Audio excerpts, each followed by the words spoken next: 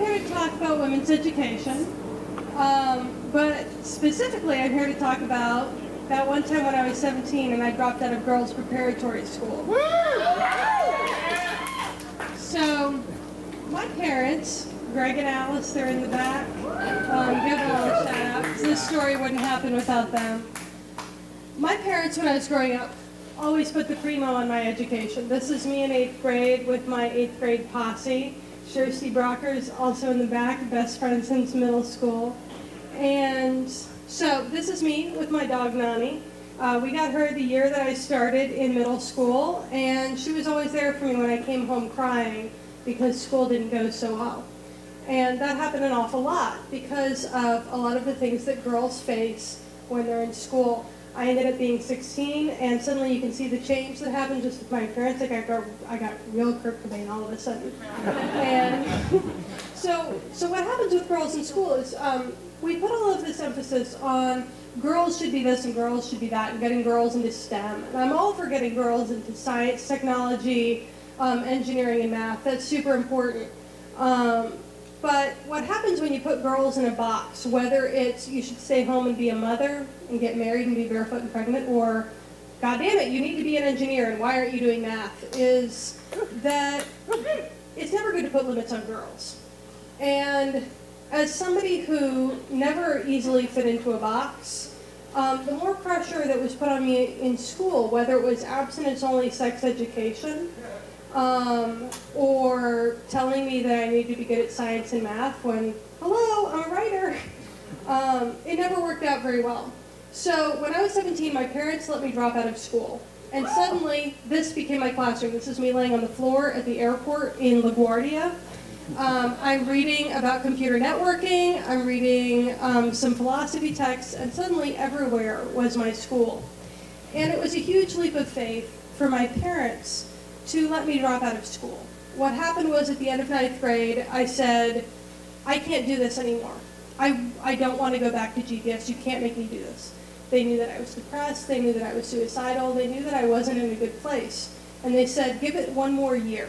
Because for them, private school, for a lot of people, that's the epitome of education. That's what they worked for. That's what they went to debt for. That was their plans and their dreams for their daughter.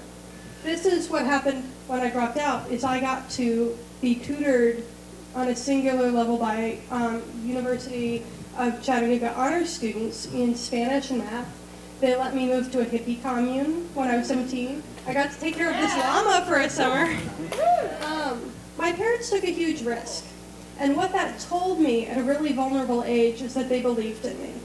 And instead of saying, you should be this or you should be that, you should be good at science, you should be good at math, you should wait until you get married, you should get married at this age, you should have kids by the time you're 30, instead of telling me what I should do, they let me move to a place like this when I was 17 with people who they didn't really know, who promised me an education in intentional community, sustainable agriculture, environmental sustainability. And they took a risk and they said, what do you want to learn? We want you to learn that. What are you interested in? We want you to know about that. Do you want to blow bubbles? They were like, we want you to know how to blow bubbles. We want you to have time to learn, to be a full adult human. Even if that doesn't always look like learning, you might be giving interviews to the news about mountaintop removal.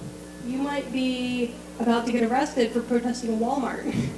My political studies, my political science education was talking to the Chattanooga police while about to get arrested at a Walmart, while protesting George W. Bush and NAFTA in New York. So my parents gave me the opportunity to have all these real world experiences. This is me in France, having wine when I was 17, because it's France.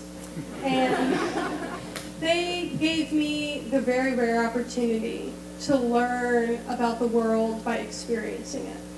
And what that told me at a vulnerable age, when I had low self-esteem, when I didn't like my body, when I didn't believe in myself, when a lot of teachers at my school had told me that I'm not smart, they put me in detention, they told me I was wrong, they shut me down for thinking for myself. What my parents told me by letting me drop out of high school is that they loved me and believed in me. And letting me drop out of high school was in itself a huge privilege. We had the economic means and the educational background to provide a different experience. And a lot of students in Chattanooga, across the country, around the world, don't have those kinds of opportunities to explore New York, to learn from home, to be trusted to read for themselves. That's a huge privilege, and I acknowledge that, I get that. But if more students got that, if more women got that, if fewer people were put into boxes, the more opportunities we have to explore our values as we feel them and experience them. This is me at a pro-choice rally in New York.